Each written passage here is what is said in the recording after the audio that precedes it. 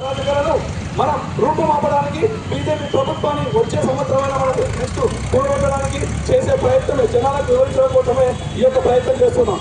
ఎందుకంటే జై బాబు మనం భారత జాతీయ కాంగ్రెస్ పార్టీ చూసుకున్నట్లయితే 1924 సంవత్సరంలో జై బాబు అంటే మన గాంధీజీ గారు మన పార్టీకి అధ్యక్షులుగా ఉన్నారు. అంతకంటే ముందు బ్రిటిష్ వాళ్ళకు మనం ఏమైనా విజ్ఞప్తులు చేసేది అంటే ఈ విధంగా చేయాలి, ఇలా చేయాలి, అలా చేయాలి.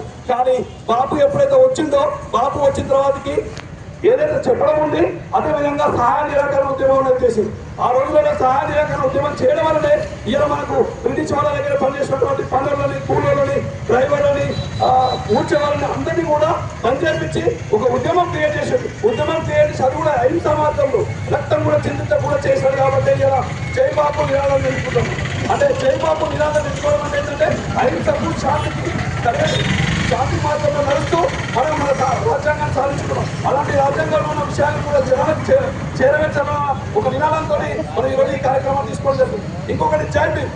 జై భీమ్ అనేది భారత రాజ్యాంగాన్ని సృష్టించిన సృష్టికర్త డాక్టర్ బిఆర్ అంబేద్కర్ గారు. ఆ రాజ్యాంగంలో పొందుపరిచినటువంటి ఎన్నో విషయాలను, ఎన్నో ఆర్టికల్స్, ఆ ఆర్టికల్స్ లో కూడా కొన్ని మార్పులు చేర్పులు చేస్తూ కులాల మధ్యన, మతాల మధ్యలో ఇలా చిచ్చు చేస్తూ ఎన్నో రకాల ఆగడా చేస్తున్నటువంటి బీజేపీ పరిపాలనను అంతమందించాలనే నినాదంతో జై భీమ్ అనే నినాదాన్ని తీసుకుంటూ రాజ్యాంగాన్ని ప్రతి ప్రజలకు కూడా తెలియజేయాలనే ఆలోచనతో ముందుకు చాలా జరిగింది. ఇంకొకటి జై సంవిధానం. జై సంవిధానం అనేది 30 సంవత్సరాల తర్వాత 1974 సంవత్సరంలో మన భారత రాజ్యాంగాన్ని తెలుగులో అనువాదించినప్పుడు పిలిచే విధానమే జై సంవిధానం. అంటే భారత సంవిధానం. భారత సంవిధానం అంటే మన భారత రాజ్యాంగం. రాజ్యాంగాన్ని సంవిధానం కూడా మార్చబడింది తెలుగులో. సో ఆ సంవిధానాల విషయాన్ని తెలియజేస్తూ జై బాబు, జై భీమ్, జై సంవిధానం ఈ 3 విషయాలు తెలుసుకుంటూ ప్రజలకే వెళుతూ మనం ప్రతి విషయాన్ని కూడా అంటే భారత రాజ్యాంగంలో కొన్ని విషయాన్ని తెలియజేస్తూ జనాలలో ఏ విధంగా ఉంది మతాల పైన ఇదే చిచ్చు పెడుతున్నాడు. ఎందుకంటే ఒక అమిత్ షా చేసిన కారణమే ఒకటి ఎక్కువైంది. అమిత్ షా ఏమైనా జైబీ మాట్లాడితే చాలా విడ్డూరంగా మాట్లాడారు. సో ఆయన చేసిన విధానానికి మనం నిరసనగా అంటే ఆయన కోసం రాష్ట్రపతి దగ్గర ఇచ్చాము.